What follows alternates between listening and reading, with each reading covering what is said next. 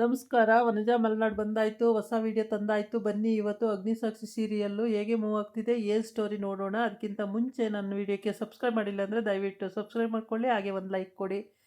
ಇಲ್ಲಿ ಅಗ್ನಿ ತಂಗಿ ಫೋನಲ್ಲಿ ಮಾತಾಡ್ತಾ ಇದ್ದಾಳೆ. ಆದರೆ ಇಲ್ಲೇನಾಗುತ್ತೆ ಅಂದರೆ ಅವಳು ದುಪ್ಪಟ ಬೆಂಕಿ ಅಂದರೆ ದೀಪ ಹಚ್ಚಿಟ್ಟಿರ್ತಾರಲ್ಲ ಬಾಗಿಲಲ್ಲಿ, ಅಲ್ಲಿಗೆ ತಾಕ್ತಾ ಇದೆ.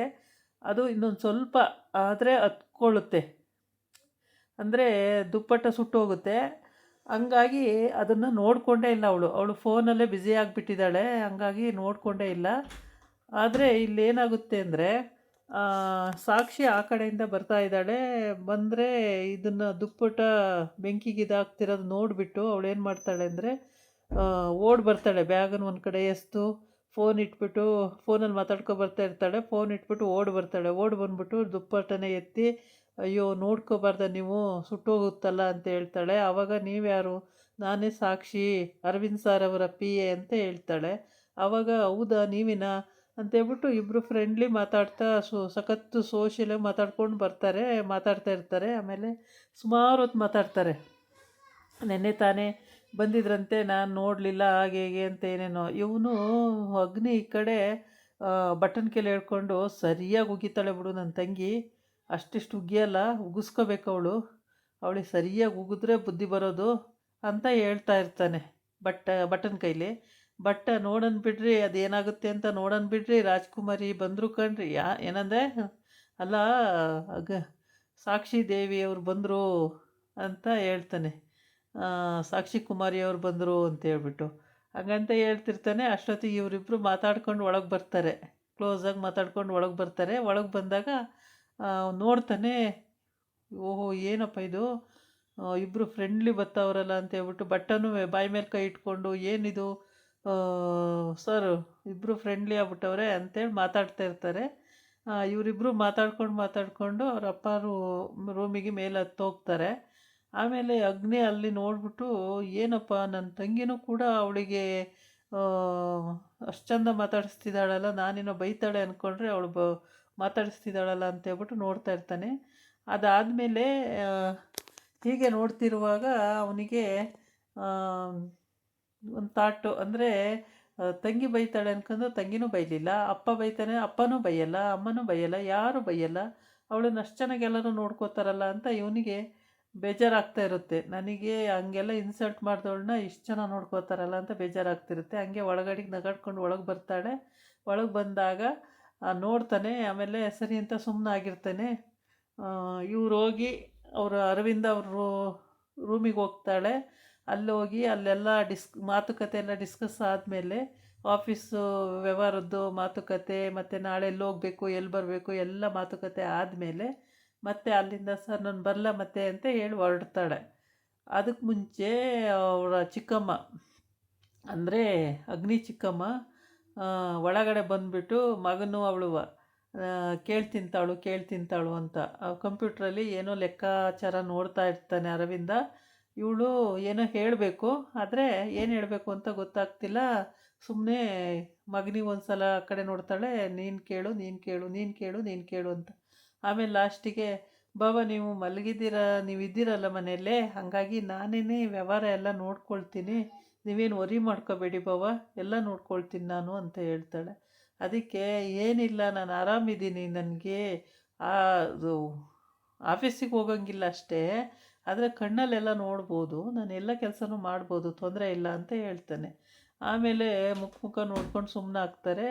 ಆಮೇಲೆ ಇಲ್ಲಿ ಸಾಕ್ಷಿ ಮತ್ತು ಅರವಿಂದ್ ಮಗಳು ಇಬ್ಬರು ಬರ್ತಾರೆ. ಇಬ್ಬರು ಬಂದಾಗ ಸಾಕ್ಷಿ ಒಳಗಡೆ ಬರ್ತಾಳೆ, ಮಗಳು ಬಂದಾಗ ಅರವಿಂದ ಮಗಳನ್ನು ಪರಿಚಯ ಮಾಡಿಕೊಡ್ತಾನೆ. ಏನಂತ, ಇವಳು ನನ್ನ ಮಗಳು, ನನ್ನ ಮುದ್ದಿನ ಮಗಳು, ನನ್ನ ಪ್ರೀತಿ ಮಗಳು ಇವಳು ಅಂತ. ಆಮೇಲೆ ಅದಿತಿ ಅಂತ ಹೇಳಿ ಪರಿಚಯ ಮಾಡಿಕೊಡ್ತಾನೆ. ಇವಳು ಸಾಕ್ಷಿ ನನ್ನ ಪಿ ಎ ಅಂತ ಎಲ್ಲ ಪರಿಚಯ ಮಾಡಿಕೊಡ್ತಾನೆ. ಪರಿಚಯ ಆಯ್ತಪ್ಪ, ಆಗಲೇ ನಾನು ಫಸ್ಟ್ ಬರುವಾಗಲೇ ಪರಿಚಯ ಮಾಡಿಕೊಂಡೇ ಮೇಲೆ ಬಂದಿದ್ದಪ್ಪ, ಇಬ್ಬರೂ ಪರಿಚಯ ಆಯಿತು ಅಂತ ಹೇಳ್ತಾಳೆ. ಆಮೇಲೆ ವ್ಯವಹಾರ ಎಲ್ಲ ಮಾತಾಡಿ, ಸರಿ ಸರ್ ನಾನು ಬರಲ್ಲ ಮತ್ತೆ ಅಂತ ಹೇಳಿಬಿಟ್ಟು ಹೊರಟಾಗ ಅವಳು ಅದಿತಿನೂ ಕೂಡ ಸರಿ ಅಪ್ಪ ಅಂತೇಳ್ಬಿಟ್ಟು ಅವಳು ಮಾತಾಡ್ತಾ ಇರ್ತಾಳೆ ಏನೋ. ಸಾಕ್ಷಿ ಹೊರಡ್ತಾಳೆ. ಅಗ್ನಿ ಕೆಳಗಿಂದ ಇವಳು ಬ್ಯಾಗನ್ನ ಅಲ್ಲೇ ಅರವಿಂದ್ ರೂಮಲ್ಲೇ ಬ್ಯಾಗ್ ಬಿಟ್ಟು ಬಂದುಬಿಟ್ಟಿರ್ತಾಳೆ, ವ್ಯಾನಿಟಿ ಬ್ಯಾಗನ್ನು. ಕೆಳಗಡೆ ಬಂದವಳು ಅದನ್ನು ನೆನ್ಕೊಂಡು ಮತ್ತೆ ಮೇಲಕ್ಕೆ ಹತ್ತು ಒಂದೇ ಉಸಿರಿಗೆ ಓಡ್ತಾ ಇರ್ತಾಳೆ. ಅವ ಮೆಟ್ಲು ಹತ್ಬಿಟ್ಟು ಆ ಟೈಮಿಗೆ ಕರೆಕ್ಟಾಗಿ ಅಗ್ನಿ ಅಲ್ಲಿ ಮೆಟ್ಲು ಇಳಿತಾ ಇರ್ತಾನೆ, ಇವಳು ಮೆಟ್ಲು ಹತ್ತುತ್ತಾ ಇರ್ತಾಳೆ. ಹಾಗಾಗಿ ಅಲ್ಲಿ ಇವಳು ನೋಡ್ಕೊಳ್ಳಲ್ಲ, ಬರ್ತಾ ಇದ್ದಾರೆ ಮೇಲೆ ಯಾರು ಬರ್ತಾ ಇದ್ದಾರೆ ಅಂತ ಇವಳು ನೋಡ್ಕೊಳ್ಳಲ್ಲ, ಕೆಳಗಿಂದ ಯಾರು ಬರ್ತಾವ್ರೆ ಅಂತ ಅವನು ನೋಡ್ಕೊಳ್ಳಲ್ಲ. ಹಂಗಾಗಿ ಇಬ್ಬರು ಡಿಚ್ಚಿ ಹೊಡಿತಾರೆ. ಡಿಚ್ಚಿ ಹೊಡೆದು ಅವಳು ಬೀಳಬೇಕು, ಇನ್ನೇನು ತಳ್ಳಿ ತಳ್ಳಿ ತಳ್ಳಿ ಕೆಳಗೆ ಬೀಳಬೇಕು, ಅಷ್ಟರೊಳಗೆ ಇವನು ಹಿಡ್ಕೊಳ್ತಾನೆ. ಆಮೇಲೆ ಹಿಡ್ಕೊಂಡು ಅವಳು ಹಿಡ್ಕೊಳ್ಳೋ ಬರಸ್ಸಿಗೆ ಬಟನ್ನು, ಶರ್ಟ್ ಬಟನ್ ಎಲ್ಲ ಕಿತ್ಕೊಂಡು ಹೊರ್ಟೋಯ್ತವೆ. ಆಮೇಲೆ ಅಂದರೆ ಬಿದ್ದೆ ಬಿಟ್ಟೆ ಅನ್ನಂಗೆ ಅವಳು ಇಟ್ಕೊಳ್ತಾಳೆ ಅಲ್ವಾ, ಆಗ ಶರ್ಟ್ ಬಟನ್ಗಳೆಲ್ಲ ಕಿತ್ಕೊಂಡು ಹೊರ್ಟೋಗ್ತವೆ. ಅದನ್ನು ನೋಡಿಬಿಟ್ಟು ಭಟ್ಟ, ಅಯ್ಯೋ ಸಾಹೇಬ್ರೆ, ಸೂಜಿ ದಾರ ಇದ್ದರೆ ನಾನೇ ಹಾಕ್ಬಿಡ್ತಿದ್ದೆ ಎಲ್ಲ ಕಿತ್ತೋಗ್ಯವಲ್ಲ ಸಾಹೇಬ್ರೆ ಅಂತ. ಅವನೇನು ಮಾತಾಡಲ್ಲ, ಸುಮ್ಮನಾಗ್ತಾನೆ. ಆಮೇಲೆ ಅವಳ ತಲೆಯಲ್ಲಿ ಒಂದು ಗುಂಡಿ ಸಿಗಾಕೊಂಡಿರುತ್ತೆ, ಅದನ್ನು ಕೂಡ ಅವನು ತಗೋತಾನೆ. ಆಮೇಲೆ ತಗೊಂಡು ಸರಿ ಅಂತೇಳ್ಬಿಟ್ಟು ಅವಳು ಸೊಂಟಕ್ಕೆ ಕೈ ಹಾಕಿ ಹಿಡ್ಕೋತಾನೆ ಬೀಳ್ದಂಗೆ. ಹೀಗೆ ಸುಮಾರು ಹೊತ್ತು ಇದೇ ಥರ ಅಂದರೆ ಮೆಟ್ಲು ಮೇಲಲ್ವಾ ಅಂತರಿಸಿ ಹಿಡಿಬೇಕಾದ್ರೆ ಇಬ್ರಿಗೂ ಸ್ವಲ್ಪ ಪ್ರಾಬ್ಲಮ್ ಆಗುತ್ತೆ. ಹಂಗಾಗಿ ಹಿಡ್ಕೊತಾರೆ ಇಬ್ಬರೂ. ಇಲ್ಲಿ ಮೆಟ್ಲು ಮೇಲೆ ಹಿಡಿಯುವಾಗ ತುಂಬಾ ಕಡಿದಿ ಮೆಟ್ಲುಗಳು.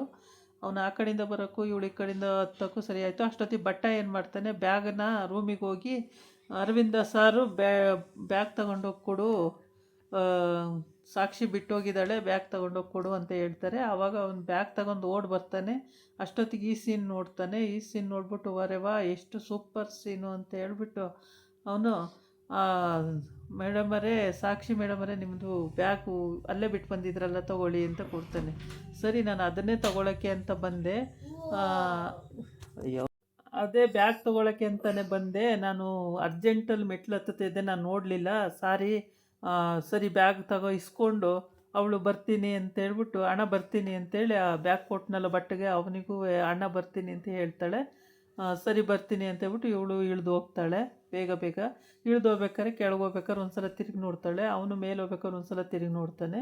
ಆಮೇಲೆ ಇವಳು ಪಾಡಿಗೆ ಇವಳು ಹೋಗ್ತಾಳೆ, ಮನೆಗೆ ಹೋಗ್ತಾಳೆ. ಮನೆಗೆ ಹೋದರೂ ಅಲ್ಲಿ ಭೂಮಿ ಇದೇ ಈ ದುಡ್ಡು ಕದ್ದಿರ್ತಾಳೆ ಅಲ್ವಾ, ಅವರ ಅತ್ತೆ ಮಗಳದಿರಿಬ್ಬರು ದುಡ್ಡು ಕದ್ದು ಅವಳು ಇದರಲ್ಲಿ ಇಟ್ಕೊಂಡಿರ್ತಾಳೆ ವಾರ್ಡ್ರೋಪಲ್ಲಿ. ಆ ದುಡ್ಡು ಇವತ್ತು ಅವ್ರ ಅಮ್ಮಂಗೆ ಸಿಕ್ಬಿಡುತ್ತೆ ಕೈಗೆ.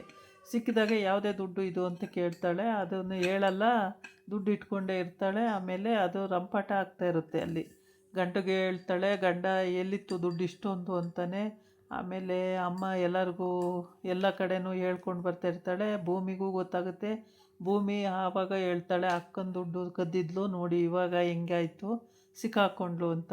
ಅಷ್ಟೊತ್ತಿಗೆ ಭೂಮಿ ಇವಳು ಸಾಕ್ಷಿ ಅಲ್ಲಿ ಮನೆಗೆ ಬರ್ತಾಳೆ ಅಲ್ವಾ. ಸಾಕ್ಷಿ ಮನೆಗೆ ಬಂದ ತಕ್ಷಣವೇ, ಅಕ್ಕ ಅಕ್ಕ ನೋಡಕ್ಕ, ನೀನು ದುಡ್ಡು ಕದ್ದಿದ್ದವಳು ಇವಳೇನೆ, ನಾವು ಮನೆ ಇಲ್ದಂಗೆ ಬೀದಿಲೆಲ್ಲ ಹತ್ಕೊಂಡು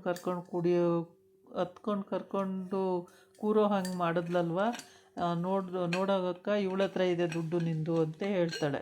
ಆವಾಗ ಹೌದಲ್ವ ಅಂತ ಅವಳು ಏನೂ ಮಾತಾಡಲ್ಲ, ಏಕೆಂದರೆ ಅಲ್ಲಿ ಶಾಕಲ್ಲೇ ಇನ್ನೂ ಮುಂದಕ್ಕೆ ಬಂದಿಲ್ಲ ಅವಳು. ಹಂಗಾಗ್ಬಿಟ್ಟು ಹೌದಾ ಅಂಥೇಳಿ ಹಂಗೆ ಸುಮ್ಮನೆ ನೋಡ್ತಾ ಇರ್ತಾಳೆ, ಏನು ಮಾತಾಡಲ್ಲ. ಆ ದುಡ್ಡನ್ನ ಸಾಕ್ಷಿ ದುಡ್ಡು ಕದ್ದಿದ್ದು ಅಂತ ಆಮೇಲೆ ಅವಳು ಒಪ್ಕೊತಾಳೆ. ಒಪ್ಕೊಂಡಾಗಲೂ ಕೂಡ ಅವರಮ್ಮ ಸುಮ್ಮನೆ ನೋಡ್ತಾ ನಿಂತಿರ್ತಾಳೆ. ಅವರಪ್ಪನೂ ಬೇಜಾರು ಮಾಡ್ಕೋತಾನೆ, ಅವರಮ್ಮನೂ ನೋಡ್ತಾ ನಿಂತಿರ್ತಾಳೆ. ಆದರೆ ಅಲ್ಲಿ ಸಾಕ್ಷಿ ಏನು ಒಂದು ಮಾತು ಕೂಡ ಆಡಲ್ಲ, ಅಲ್ಲೂ ಕೂಡ ಸುಮ್ಮನೆ ಸೈಲೆಂಟಾಗಿರ್ತಾಳೆ. ಅಕ್ಕ, ನಾನು ಇಷ್ಟು ಹೇಳ್ತಾಯಿದ್ದೀನಿ, ಯಾಕೆ ಅಕ್ಕ ನೀನು ಮಾತಾಡ್ತಾ ಇಲ್ವಲ್ಲೇ, ಯಾಕೆ ಮಾತಾಡೆ ಅಂತ ಹೇಳ್ತಾಳೆ ಇವಳು ಭೂಮಿ. ಆದರೆ ಅವಳೇನು ಮಾತಾಡಲ್ಲ, ಸುಮ್ಮನೆ ಆಗ್ಬಿಡ್ತಾಳೆ. ಅವಳು ಒಂದೂ ಮಾತಾಡಲ್ಲ. ಅವ್ರು ಹೇಳೋದು ಅವಳಿಗೆ ಅರ್ಥ ಆಗಲ್ಲ, ಏನಿಲ್ಲ, ಸುಮ್ಮನೆ ಅವಳ ಪಾಡಿಗೆ ಅವಳು ಇರ್ತಾಳೆ, ಎಲ್ಲೋ ಯೋಚನೆ ಮಾಡಿಕೊಂಡು. ಆಮೇಲೆ ನಮ್ಮ ಅಕ್ಕನಿಗೆ ಎಷ್ಟು ಹಿಂಸೆ ಕೊಟ್ರಿ, ನಮಗೆ ಎಷ್ಟು ಹಿಂಸೆ ಕೊಟ್ರಿ, ಇರೋಕ್ಕೆ ಮನೆ ಇಲ್ಲ, ಏನಿಲ್ಲ, ಅಷ್ಟು ಕಷ್ಟಪಟ್ವಿ ನಾವು, ಇಂಥದ್ರಲ್ಲಿ ನಮಗೆ ಇಷ್ಟೊಂದು ಕಷ್ಟ ಕೊಟ್ಟರೆ ಅಲ್ವಾ, ನಾವು ಅವತ್ತು ಈ ದುಡ್ಡಿದ್ದಿದ್ರೆ ಬೇರೆ ಮನೆ ಮಾಡ್ಕೊಂಡಿರ್ತಾಯಿದ್ದು, ಈ ದುಡ್ಡನ್ನ ಕದ್ದುಬಿಟ್ಟು ನಮಗೆ ದುಡ್ಡಿಲ್ದಂಗೆ ಮಾಡಿದ್ರಿ ನೀವು ಅಂತೇಳಿ ಬೇಜಾರು ಮಾಡಿಕೊಂಡು ಅವಳು ಒಬ್ಬಳೇ ಒಟ್ಟನೆ ಮಾತಾಡ್ತಿರ್ತಾಳೆ ತಂಗಿ. ಆದರೆ ಅಲ್ಲಿ ಸಾಕ್ಷಿ ಏನೂ ಮಾತಾಡಲ್ಲ. ಇನ್ನು ಈ ಕಡೆ ಬಂದು ಅವರಮ್ಮ ಅವನಿಗೆ ಪಿ ಜಿಲಿರ್ತಾನೆ ಅಲ್ವಾ, ಅವನಿಗೆ ಊಟ ತಿಂಡಿ ಕೊಡೋದು ಅಂತ ಆಗಿರುತ್ತೆ. ಇವತ್ತೊಂದು ದಿವಸ ಅಡ್ಜಸ್ಟ್ ಮಾಡ್ಕೊಳ್ಳಪ್ಪ, ಇಷ್ಟೇ ಊಟ ಇರೋದು, ನಾಳೆ ಬೇಕಾದರೆ ಇನ್ನೊಂದು ಸ್ವಲ್ಪ ಏನಾದರೂ ಮಾಡಿಕೊಡ್ತೀನಿ, ಇವತ್ತೊಂದೇ ದಿವಸ ಇಷ್ಟು ಅಡ್ಜಸ್ಟ್ ಮಾಡ್ಕೊಳ್ಳಪ್ಪ ಅಂತ ಹೇಳ್ತಾಳೆ. ಆಯಿತು ಆಂಟಿ ಅಂತ ಅವನು ಊಟ ಮಾಡ್ಕೊಂಡು ಹೋಗ್ತಾನೆ.